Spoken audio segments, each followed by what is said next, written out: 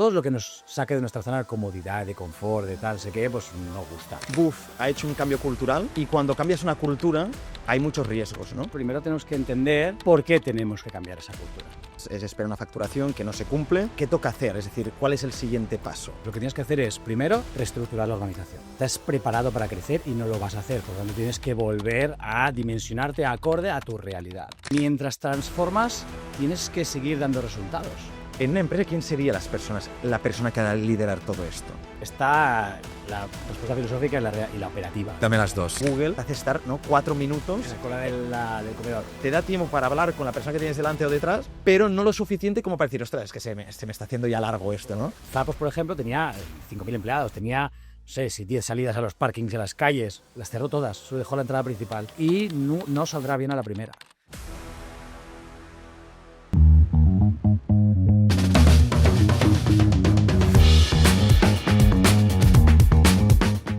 Bienvenidos y bienvenidas al HR Lovers Podcast. Hoy hemos hecho una sesión con Carlos Piera que os va a encantar. Ahora bien, como se nos ha alargado la conversación, lo que hemos hecho es dividir el podcast en dos partes. En la primera hablaremos sobre el caso de Buff, de cómo han redefinido su cultura, y después haremos lo mismo del caso de GB Foods, el propietario de Gallina Blanca. Ya verás que en los dos podcasts hablamos de cosas muy concretas, explicamos cuál es su cultura y cuál fue la metodología que se utilizó en cada uno de los casos. Así que no te pierdas ninguno de ellos. Bueno, una vez más, aquí con Carlos hemos tenido muchas conversaciones contigo, detrás de cámaras y a veces también delante de cámaras. Eres una persona que me gustaría presentar a la audiencia porque tiene una carrera en el mundo de recursos humanos que yo he seguido porque, bueno, ya sabes que tu perfil me encanta. Has cofundado Delivering Happiness, ¿no? Que fue una de las primeras consultoras de cultura organizacional, ¿no? Te diría casi, ¿no? Sobre todo de felicidad en el trabajo. Felicidad en el trabajo, sí. ¿vale? Después has pasado por algunas grandes multinacionales, como por ejemplo Buff, que lideraste el Departamento de Recursos Humanos. Has trabajado como consultor externo en otras grandes multinacionales como GB Foods, de la que hoy hablaremos también un poquito, ¿no? Liderando proyectos concretos de recursos humanos. Te preguntaría para que nos dijeras a todos, ¿quién es Carlos Piera? ¿Cómo, ¿no? ¿Quién hay detrás de ese nombre? No está mal la pregunta, es lo típico que, ¿no?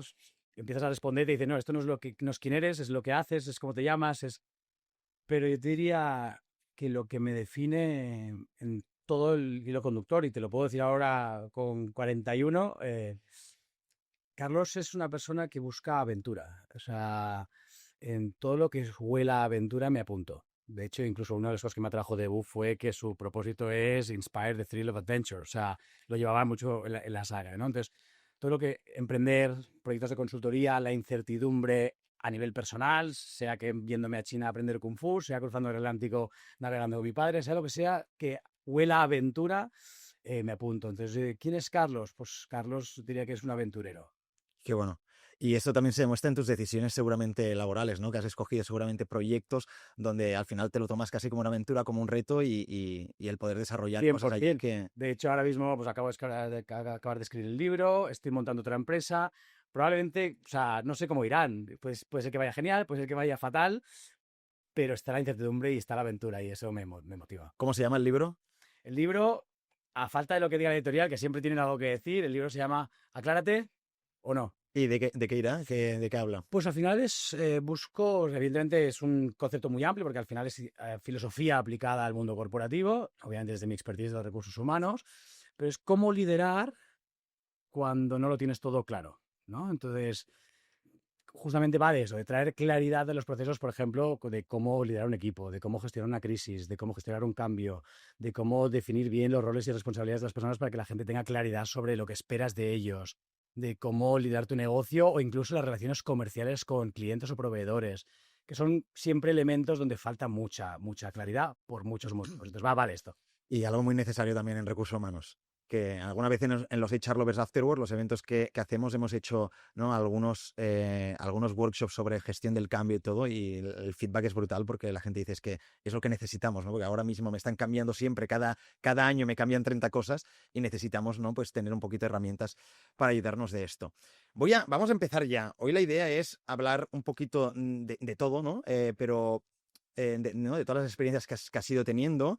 Sí me gustaría centrarla tal vez en las dos que tal vez pues tenemos un poquito más claras, que son la última que tuviste en Buff y también en GB Foods, ¿de acuerdo? Que son además dos marcas que todos conocemos, son dos marcas que seguramente hemos consumido sus productos, los llevamos puestos o las conocemos simplemente porque lo que decías tú, porque nos apasiona, ¿no? Lo que hacen. Entonces, no sé si te parece que empecemos por la de Buff. No, a mí me encanta y empezamos por la de Book porque además son dos marcas que podríamos hablar de Google, de Facebook, o de los proyectos que quizás he hecho por todo el mundo, pero al final son dos marcas de aquí, Mm. de casa. Y también yo creo que al final nos tenemos que enorgullecer un poquito de lo que tenemos aquí y de las cosas que se hacen bien en este país y en esta región. Sí, y también me gusta porque a veces hablamos de grandes proyectos, ¿no? Cuando hablas de cosas como Google, te queda como muy lejos, ¿no? Entonces, Correcto. creo que vamos a poder sacar mucha información muy interesante. Guay. O sea, vamos a hablar de cultura, ¿no? Buff ha hecho un cambio cultural Sí.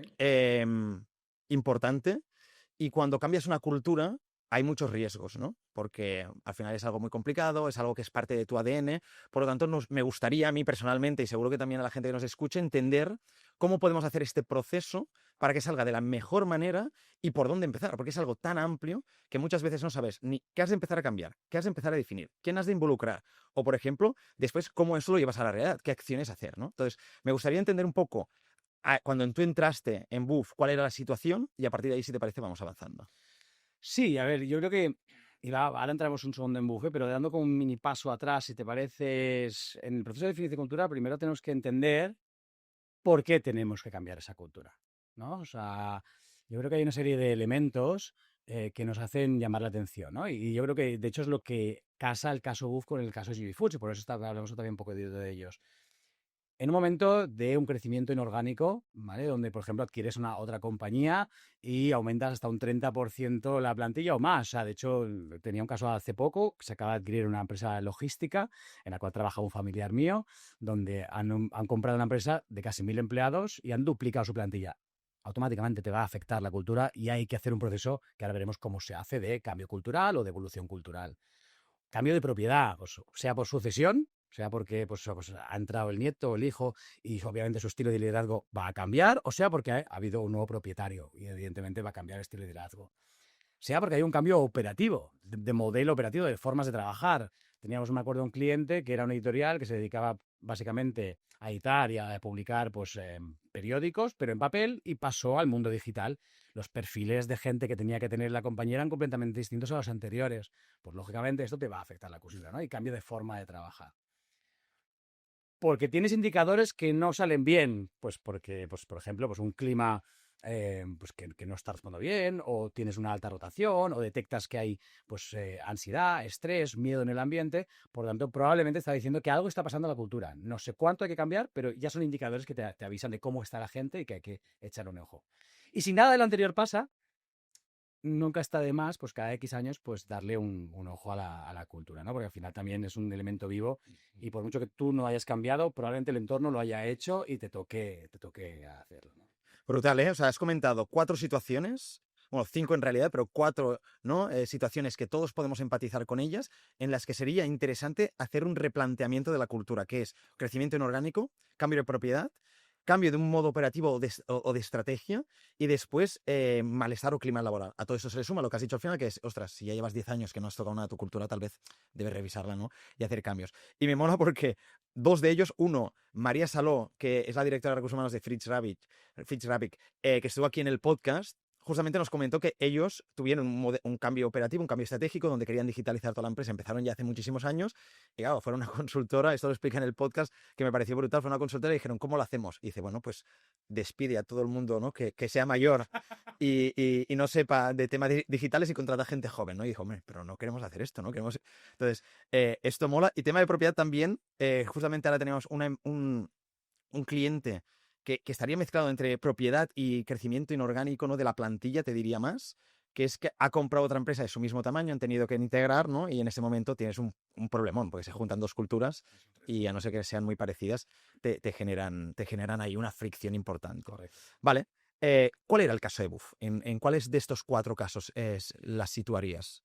Básicamente, hubo varios de estos casos, principalmente dos de ellos. Primero, un crecimiento inorgánico, ¿vale? O sea, Buff al final es una empresa de industria textil con más de 30 años de éxito, lo han hecho muy bien durante toda su historia, con un emprendedor, Joan Rojas, que lo hizo espectacular en Igualada y fue creciendo. De hecho, toda la vida, pues, vidas positivos, todo el día con resultados espectaculares.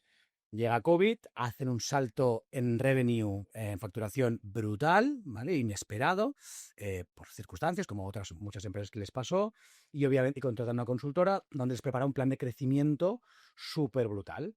Obviamente que tenía sentido en base a lo que había acabado de pasar, ¿no?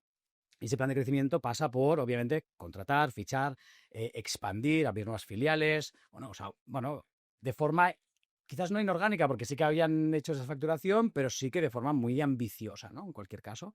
Lo mismo también en fábrica, querían casi doblar la plantilla en fábrica, con todos los retos que eso podía conllevar, ¿no? Entonces, tienes la parte de expansión o crecimiento pseudo inorgánico, si así me lo permite, ¿no? Pero también se junta con la parte de los indicadores, ¿no? ¿Qué pasa? Que cuando entro yo, en julio del 2022, justo acaban de cerrar el año fiscal, porque el año fiscal en Bufera de mayo a mayo, y además todos estos datos los tenéis en el informe de sostenibilidad que publican ellos en su página web, eso lo podéis revisar todo ahí, los datos, pero veníamos de un año, el primer año, si no me equivoco, de su historia, con eventos negativos. Es decir, el primer año después de este pico brutal de facturación COVID, el siguiente año que se están preparando para este crecimiento, la facturación no va acorde con el plan deseado, ¿no? Que pasa, y es más, le pasaron a muchísimas empresas post-COVID. Que tienes un pico, ¿no? Tienes Por un pico, ciertas por lo que circunstancias. sea, porque estás en la industria que toca, porque justamente pues, fabricaron mascarillas, por muchas razones, pues en ese momento, ¡pam!, ¿no? Y, lógicamente, pues al año siguiente, en vez de seguir la tendencia, que es quizás lo esperado o lo deseado, pues obviamente Cuando se normaliza también la situación post-COVID. etcétera, ¿no? Entonces, primer año de EBITDAs negativos, ¿no? Entonces, claro, eso, que es justo donde entro yo entro con la idea de crecimiento porque estaban justo trasladando, y al cabo de 2-3 meses es cuando nos damos cuenta de que, ojo, ese crecimiento quizás no se va a dar, ¿no? O de hecho no se va a dar y hay que replantear cosas. Entonces, se replantea modelo operativo, se replantea modelo estratégico, Bueno. se replantea el modelo de expansión, que es un cambio que es lo que querían, que es para eso lo que me ficharon, y encima empezamos a ver indicadores pues que afectan, porque lógicamente, como te puedes imaginar, la gente cuando va viendo esos resultados, porque lo va viendo el día a día, porque al final hablan entre compañeros, va viendo esos resultados, pues se generan ciertas circunstancias y la cultura pues se ve afectada, sea con incertidumbre, sea con estrés, ostras, no saben los números, sea con diferentes temas que al final pues la gente lo va notando y lo va percibiendo, ¿no? Entonces, eso es con lo que me encuentro en los primeros 3 meses de cuando entro. Y cuando eso sucede, ¿no? Entiendo que sucede esto a nivel de cuentas, se espera una facturación que no se cumple. Este EBITDA negativo lo que provoca es cierto estrés o un cambio en el ambiente laboral. ¿Qué toca hacer? Es decir, ¿cuál es el siguiente paso allí? Bueno, al final, y yo creo que toca hacer lo que es necesario para poder volver a evitar, especialmente en una compañía que culturalmente siempre había tenido resultados positivos, porque lo habían hecho todo muy bien. Y por eso, incluso el impacto porque si tú vienes de una empresa de startup que los primeros 5 años naces con eventos negativos, estás acostumbrado a eso. Pero cuando nunca has estado acostumbrado, todavía te genera mucha más incertidumbre y mucho más estrés, ¿no? Entonces, lo que tienes que hacer es, primero, reestructurar la organización. Crecimiento inorgánico. Te has preparado para crecer y no lo vas a hacer. Por lo tanto, tienes que volver a dimensionarte acorde a tu realidad.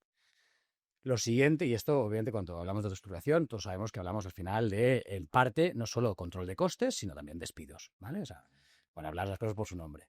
El siguiente es redefinir un plan estratégico. Es decir, aquello que definimos que ese plan de crecimiento es realista, el mercado lo puede absorber, tenemos que redefinirlo. Y como lo redefinimos, entonces ese es un proceso que no se hace a las 8 de la mañana, se hace en paralelo a lo que hay que hacer, ¿no?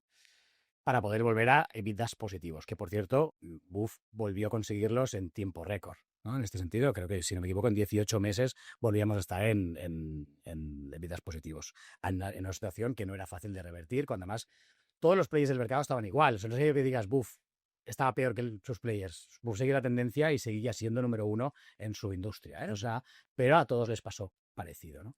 Entonces tienes que volver a reestructurar, definir el plan estratégico y luego todo esto gestionándolo simultáneamente con todos los objetivos estratégicos, operativos del día a día. A mí hay una frase que me encanta, que es en inglés, pero es perform while you transform, ¿no? O sea, ¿No la traducirías? mientras transformas, tienes que seguir dando resultados.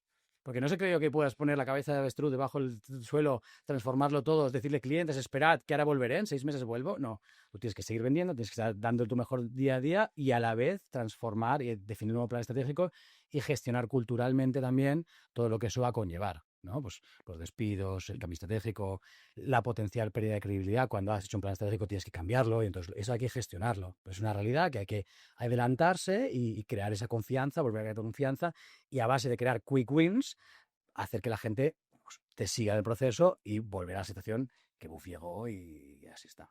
Vale.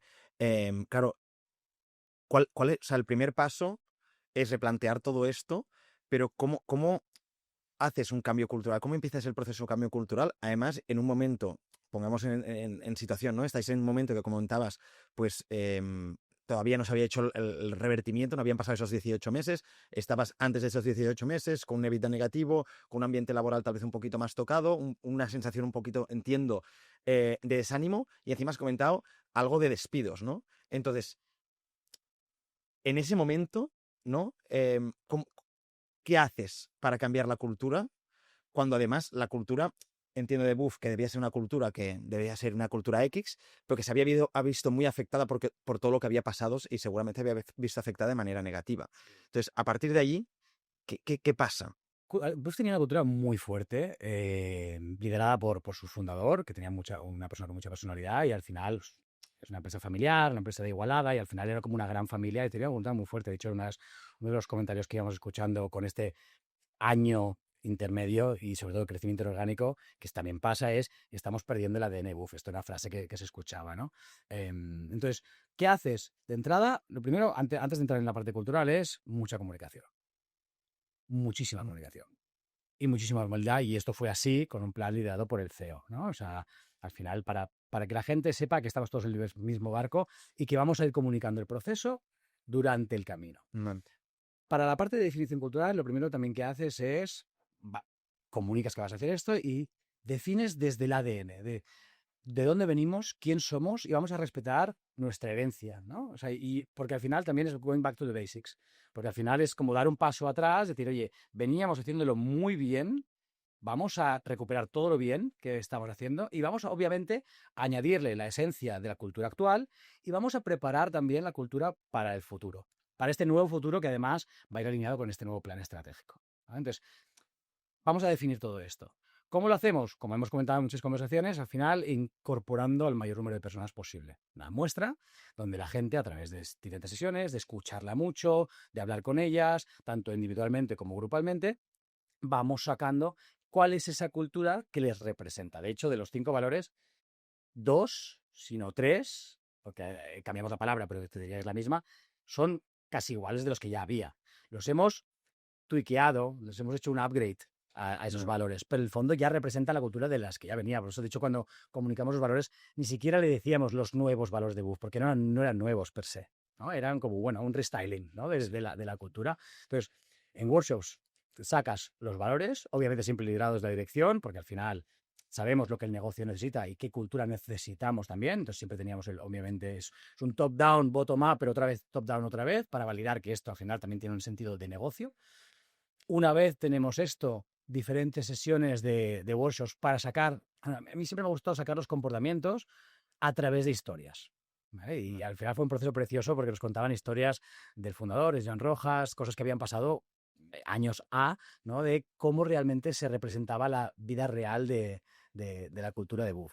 Y en base a esas historias, algunas también aspiracionales, sacábamos de ahí los comportamientos, ¿no? Un ejemplo de una historia, me acuerdo que si no recuerdo mal, el fundador, Joan, pues en uno de los eventos, pues él estaba ahí en la feria poniéndose los tubulares, yendo a vender a todo el mundo, ¿no? Al final de ahí sacamos un poquito la humildad de, da igual quién seas jerárquicamente, aquí estamos todos para que Buff vaya para adelante, ¿no? Igual. Tubulares, para quien no esté con la palabra, ¿no? Sería la braga de cuello o lo que muchos ya empiezan a llamar Buff. Un buff, ¿no? Que es el producto de... El producto de Buff, ¿no? correcto, ¿no? Vale.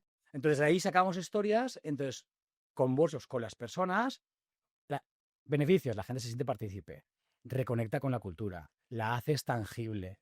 Luego es mucho más fácil decirle, esto es como queremos, porque al final uno de los valores de Buff es we care for people, nos importan las personas.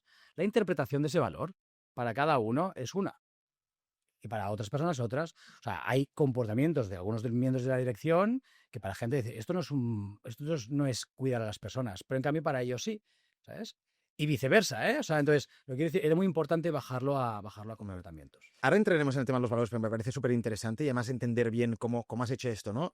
Cómo habéis trabajado el valor y ese cambio de valores que realmente pues, fue un restyling porque ya habían 3 que existían. ¿Cómo definisteis comportamientos sacando estas historias? Quiero ir ahí. Pero hay 2 puntos previos, ¿no? Uno, hablabas de quién lideraba el proyecto. Esto, por lo que yo he entendido, venía, ¿no? Desde arriba de todo, desde las ganas del fundador de decir, ostras, vemos esta situación, soy capaz de, ¿no? de entender que hay algo pues, que está haciendo fricción y quiero adaptarme o quiero crear una cultura que siga estando, ¿no? O que siga ofreciendo un buen ambiente laboral y que la gente esté cómoda. Venía del CEO, el fundador, Padre Franse, falleció hace 4 o 5 años, Vale. pero venía del CEO, obviamente la familia, apoyado por la familia, pero venía del CEO que lleva 30 años y al final... Pensaba que era la misma persona, vale, Sí, pues sí, sí. del CEO, ¿no? Cuando el CEO envía esta orden de decir vamos a cambiar la cultura o vamos por lo menos a definirla y a transformarla en algo potente de cara al futuro, ¿quién es? O sea, en una empresa, ¿quién sería la persona que ha de liderar todo esto? Está la respuesta filosófica y la operativa, ¿no? Por decirlo Dame de las alguna dos. manera, ¿vale? O sea, la estrategia y filosófica sigue siendo el CEO. La persona que tiene que liderar algo que impacte de forma estratégica a la compañía tiene que ser el CEO. Llaman a liderar, algunos llamarán ser el sponsor, ¿no? O sea, llamémoslo como quieras, pero tiene que estar al pie del cañón. No vale esto. Operativamente, tácticamente y también con mentalidad estratégica es la persona de la dirección de recursos humanos.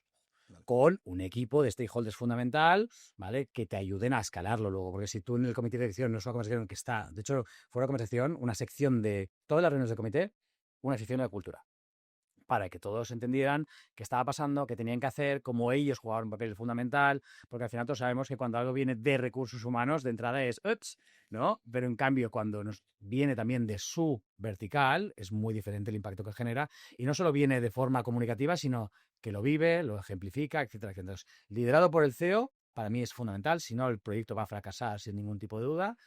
Y él involucrado como embajador Sí, del proyecto. y obviamente ya haces un plan de involucración acorde a la dedicación y a la disponibilidad de cada uno, evidentemente. O sea, el equipo de recursos humanos va a ser casi su proyecto estrella, donde va a dedicar un porcentaje altísimo de su dedicación, y el CEO, pues lo que va a hacer es, por ejemplo, en todos los town halls o las reuniones de compañía, pues él va a hablar de cultura y en pequeñas, para que le quitemos un porcentaje más pequeño, porque tiene otros 1000 frentes que gestionar, ¿no? Vale. Después de esto, ¿no? Cuando ya sabemos quién va a liderar, que es recursos humanos, que le va a dedicar el gran volumen de horas, por lo menos para invertir en entender la situación, ver cuáles son los cambios que se han de realizar, viene la parte del proceso. Aquí me has dicho que hay reuniones con todo tipo de personas dentro de la organización, entiendo que de departamentos, de arriba o abajo de la jerarquía, etcétera, etcétera. ¿Cómo son estas reuniones? Es decir, o sea, me gustaría entender un poquito mejor, Vale. tampoco profundizar muchísimo, pero entender un poquito mejor. ¿Son one-to-one, una a una? ¿Son reuniones donde se hacen preguntas o la gente participa? ¿Qué se pregunta en estas reuniones? Me gustaría entender, ¿no? Si yo ahora mismo quisiera en mi empresa redefinir la cultura exactamente, ¿no? ¿Cuáles son los pasos, ¿no? Que, por ejemplo, vosotros seguisteis? Vale, básicamente es una combinación de todas las que has dicho, ¿eh? Pero al final empezamos con la dirección. En la dirección empezamos con sesiones grupales, ¿vale? O sea, en cada caso puede variar en función de la resistencia que podamos prever de la organización. Si vemos que hay mucha apertura, ya empezamos con sesiones grupales. Si hay mucha resistencia, nos vamos a hacer sesiones individuales con aquellas personas que creamos que pueden ser detractores del proceso, ¿no? Para ganarlos como embajadores, ¿no? Pero las sesiones grupales, en la fase de definición de valores, tenemos diferentes estrategias, diferentes dinámicas, el juego de valores de cada valores, que hemos hecho algunos de los afterworks contigo incluso, que son juegos, este es uno de ellos, hay más, son juegos que de forma muy amena, sin que nos den mucha profundidad, porque a veces, si no, la gente se encalla, salen las conversaciones que queremos que salgan, ¿no? De hecho, nos pasó en uno de los workshops, Interesante, sí. en uno de los workshops que hicimos con vosotros, que la gente juega cartas y pensaba que era una tontería, y en cuanto empezamos a decir, vale, ahora con las cartas que tenéis, hablad de esto, esto y esto, la gente se quedaba al final. Sí. Y a mí lo que me flipa también de este workshop es que salen cosas que no conocías de personas con las que tal vez llevas trabajando muchos años, ¿no? Incluso con personas que no has trabajado nunca y tal vez no conoces, acabas la sesión y dices, es que sé mucho de ella, seguramente mucho más que gente que la conocéis antes. 3, 4 horas y puedes ya haber llevado trabajando con ellos años, ¿no? Entonces, y eso también te ayuda no solo a conocer, sino a alinearte. Porque dices, ostras, ahora entiendo por qué Jaime hace esto o por qué no hace aquello otro, porque para él esto significa, ¿no? Entonces, aparte de que esto ya es una sesión que les ayuda a ellos como equipo, porque esto ya, yo siempre digo que el peor de los casos os ayuda como equipo y de aquí no sale nada, ¿sabes? Pero sale obviamente mucho contenido, que todo esto luego nos liamos a replicar en los diferentes grupos. Pero ya vamos con una lista preliminar que sabemos que la directiva está alineada de acorde. Y con eso ya las siguientes sesiones, aunque sea con el juego, ya las vamos encaminando un poco para ver cómo se alinea a lo que la directiva ha dicho. Si hay algo completamente disruptivo que no se alinea en absoluto y que tiene mucho valor, obviamente lo traemos a dirección. Es decir, hey, ha salido este nuevo valor que todo el mundo está de acuerdo y normalmente se incorpora, porque al final lo representa. Entonces, esta es la fase de definición de valores. ¿Vale? Luego nos vamos a la de comportamientos. Parecido el proceso, pero con ejercicios distintos. El de historias, por ejemplo, hacemos que la gente piense en historias, que la gente siempre el storytelling le encanta, porque sobre todo a los veteranos que llevan 20 años en la compañía les encanta. No, porque tú no sabes que aquí cuando... ¿no? Entonces les hace ilusión. Y a través de eso no solo inspiran a las nuevas generaciones, sino que nos dan mucha chicha. Obviamente todo esto lo capturamos en post-its, no sé qué, lo pasamos a digital y luego pasamos por un programa donde nos hace análisis semántico, nos hace análisis de comportamientos y nos extrae comportamientos. ¿Qué programa es esto?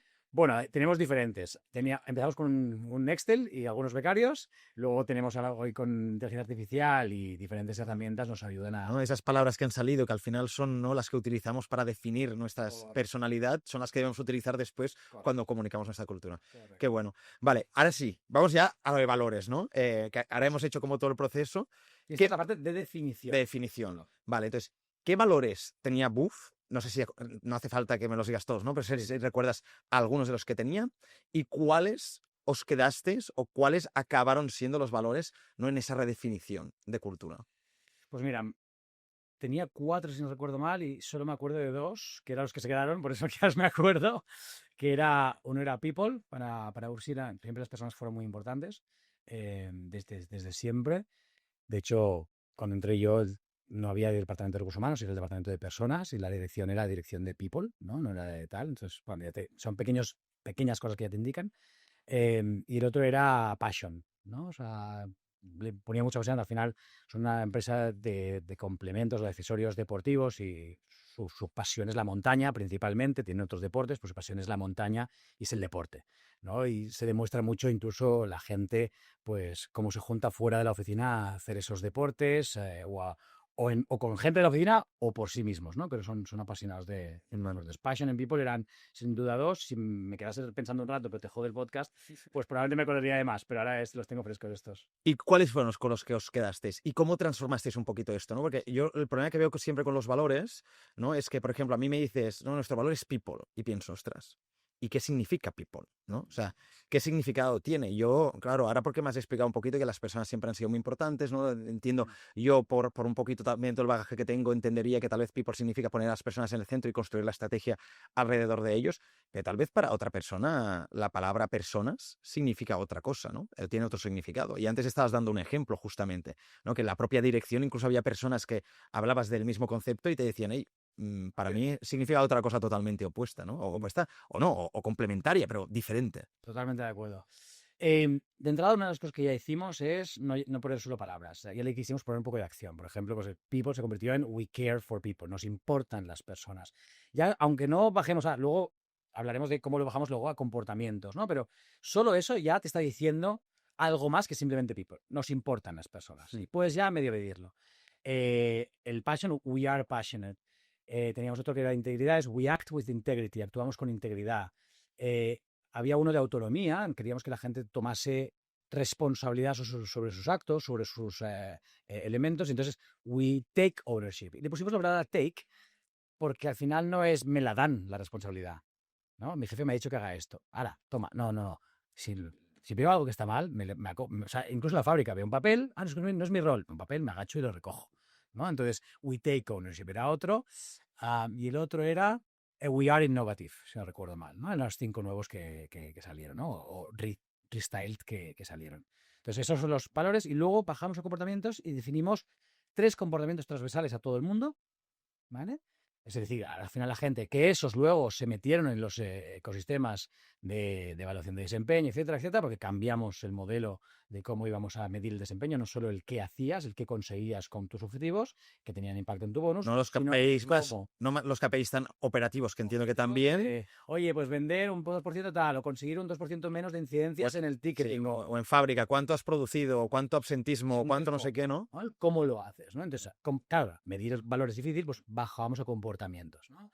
Pues, por ejemplo, we care for people, pues uno de los comportamientos, si no recuerdo mal, era pues invierto tiempo en las actividades de la organización. Pues o en ir al comedor a comer con la gente, o en ir a las fiestas a cena de Navidad, o al aperitivo de verano, ¿sabes? Entonces, esto se puede medir porque al final teníamos las asistencias y sabíamos si la gente participaba o no, y podíamos llegar a dar feedback de, oye, es unos comportamientos y tú no has asistido, porque como los eventos estos son voluntarios, ¿no? Entonces, no has asistido, no pasa nada, pero no estás alineado a este comportamiento, no puede estar alineados a todos, a muchos otros, ¿no?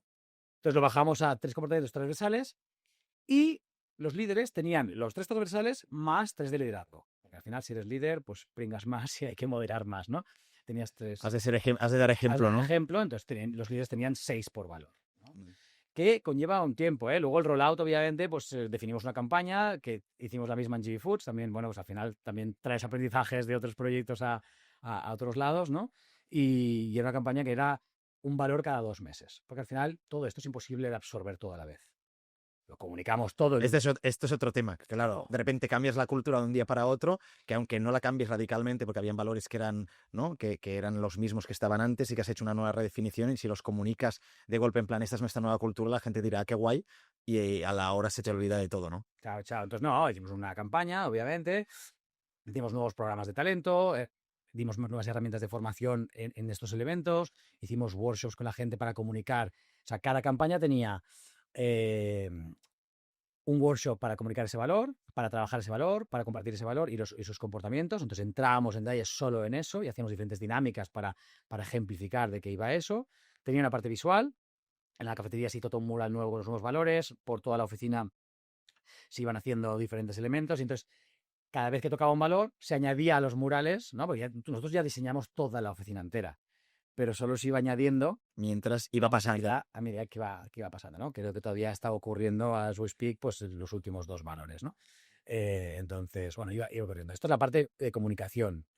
Luego también cambiábamos procesos. Para mí es importante, y también lo veremos en GB Foods, que tenía 3 pilares muy importantes. Una parte de comunicación, una parte de liderazgo y una parte de procesos, ¿no? La parte de comunicación la he comentado en este caso. La parte de liderazgo, pues hicimos formación a todos los líderes específica en cultura. Hicimos 5 sesiones, una por cada valor. ¿Qué tipo de formación? Para que entiendan cuál es la cultura o cómo transmitirlo. Sobre todo, cómo vivirla. ¿Sabes? ¿Cómo vivirla? Al final, evidentemente hay una pequeña parte de entenderla, pero como han sido parte del proceso de definición, bastante la entienden, porque además también hicimos un evento inicial de lanzamiento del nuevo plan estratégico, que te decía de un segundo, que estábamos definiendo en paralelo, junto con la nueva cultura, donde estuvo toda la compañía, paramos la empresa, ¿vale? Pero ya de cómo vivirla, ¿no? Y nos centrábamos principalmente en los 3 valores de los líderes solo, ¿vale? Porque los otros 3 valores ya iban también a asistir a las otras sesiones, con todo el resto de gente, ¿vale? No hacíamos nada separado. Entonces hacíamos una formación para ellos, hicieron coaching ejecutivo por primera vez a nivel compañía. Algunos de ellos ya habían hecho coaching por su propia cuenta o de forma individualizada, pero hicieron coaching también ejecutivo para acompañarles y trabajar pues el que considerasen que era su área de trabajo más importante. Y luego también trabajamos el área que te decía de procesos. Y aquí cambiamos, por ejemplo, la evaluación de desempeño. La desempeño la cambiamos, ¿no? O sea, al final, es decir, no solo... Y eso fue un cambio, de hecho sigue en proceso ese cambio, ¿eh? Porque no puedes cambiar de la noche a mañana, porque la gente tienes que contarle las nuevas normas de cómo van a ser medidos, por lo menos con un año de antelación, ¿no? Entonces, porque para que sean conscientes de todo esto, qué impacto tiene, tal. O sea, cambiamos temas de oficinas, de cómo íbamos a operar en la oficina para estar. Y We Care for People, pues debido a muchas razones, pues de repente la oficina era tan grande que estábamos muy vacíos, pues cerrábamos la planta de abajo y todo el mundo arriba, lo cual generó tensiones, conflicto, bueno... Cambio, que la gente no... También cambio. Y bueno, tuvimos que empezar a decir, oye, pues tú, el departamento este vendrá los miércoles, este vendrá los martes, y esto hay que gestionarlo, ¿no? Y al final, pues esto tiene muchos beneficios. Aquí creo que la parte importante muchas veces cuando haces estos cambios que parecen insignificantes, tienen una reacción negativa, normalmente la gente, porque, no, es que a mí yo tenía el sitio perfecto porque no me daba el aire acondicionado y tenía la calefacción al lado. Exacto. O sea, que son chorradas a veces, pero esto es la realidad de la empresa, ¿no?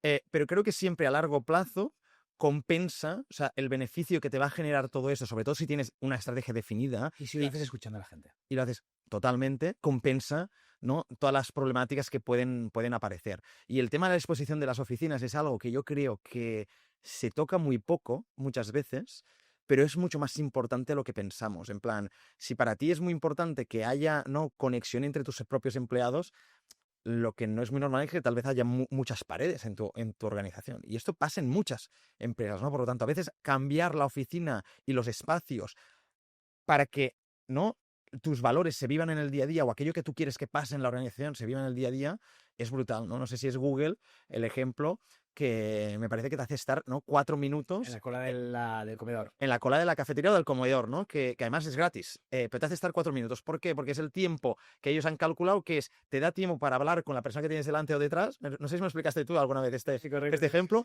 pero no lo suficiente como para decir, ostras, es que se me está haciendo ya largo esto, ¿no? Por lo que generas conexiones en un espacio que, pues tal vez no pasaría si no hicieras. De hecho, en Silicon Valley y en Zappos ya acuñaron, incluso para la hora de invertir en empresas o reestructurar, el ROC, ¿no? El retorno en colisiones, Return on Collisions, ¿no? ¿Cómo lideras? Zappos, por ejemplo, tenía 5.000 empleados, tenía, no sé, si 10 salidas a los parkings, a las calles, las cerró todas, solo dejó la entrada principal, porque eso alimentaba y motivaba a que la gente se encontrase. Hombre, Juan, porque si no, 5.000 personas, como estés en el edificio, quizás estás todo el año sin verte, solo te ves a la cena de Navidad, ¿no? Entonces, obligar a la conectividad y a encontrarse la cola de Google, o hay muchas formas de Que después, cuando cierras 5 de las 6 puertas que tienes para el parking, se te va a quejar gente, ¿no? Pero si tú Absolutamente. tu objetivo es tal vez que se generen estas conexiones y lo tienes claro, pues ostras, al final sabes que vas a tener, ¿no?, que pringar en esta parte y que las quejas van a existir.